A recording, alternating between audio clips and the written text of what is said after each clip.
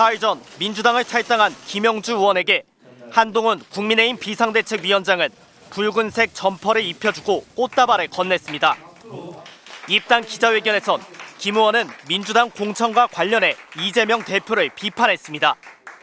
국민의 삶의 질 향상을 위해서 일을 해야 된다고 생각을 합니다. 개인의 사리 사욕을 위한 도구로 쓰여져서는 안 된다고 생각합니다. 지난 2004년 노동운동가 비례대표로서 정치활동을 시작한 김 의원은 현재 4선으로 민주당목 국회 부의장을 지냈습니다. 문재인 정부 초대 노동부 장관으로 주 52시간 근로제 도입을 주도했던 김 의원은 지난해 여권의 최대 주 69시간제 추진엔 장시간 노동으로 회귀하려는 계약을 당장 중단해야 한다고 비판했습니다. 이번 국회에서 중대재해법 확대 적용을 유예해달라는 여권의 요청에는 개탄을 금할 수 없다고 비판하기도 했습니다.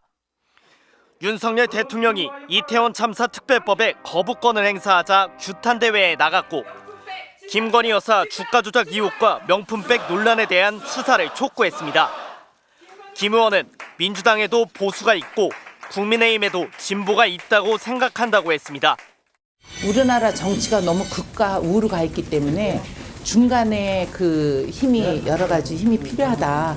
강서구청장 보궐선거 때만 해도 윤석열 정부 심판한 유세를 한다든가 거기에 참여하지는 않았습니다. 민주당 그 의원으로서 그 옆에 같이 참석만 했을 뿐이지 저는.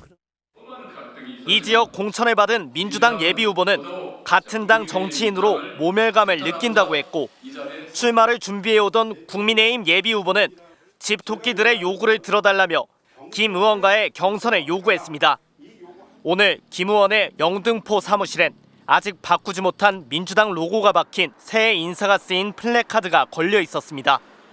같은 지역에 당명을 바꿔 출마할 것으로 예상되는 김 의원은 당선되면 유권자들이 진정성을 인정해주는 거고 안 된다면 우려한 대로 결과가 나오는 거라고 말했습니다. MBC 뉴스 윤수환입니다. 더불어민주당에서 하위 10% 통보를 받은 뒤 경선에 임하고 있는 박용진 의원은 김영주 국회 부의장의 탈당 및 국민의힘 입당에 대해 눈살을 찌푸리게 하는 일이라고 비판했습니다. 박 의원은 SBS 라디오 인터뷰에서 대의도 명분도 없이 오늘만 살자, 나만 살자 하는 비루한 정치라며 이같이 지적했습니다. 억울한 마음 알겠고요. 네. 힘든 상태이신 것도 알겠지만 뭐 저는 안 그렇습니까? 그런데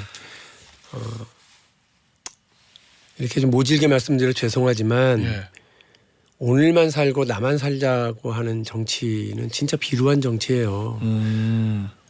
대의와 명분이라는 게 있어야 되잖아요.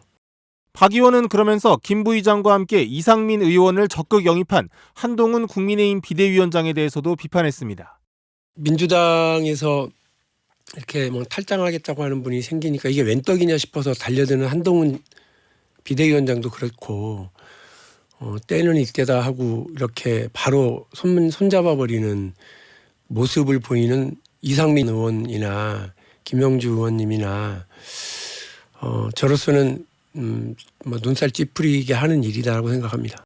박 의원은 특히 한 위원장이 중도로 외연을 확장해야 한다고 하자 이를 김 부의장이 10분 공감했다며 화답했다는 대목을 두고 강도 높게 비판했습니다.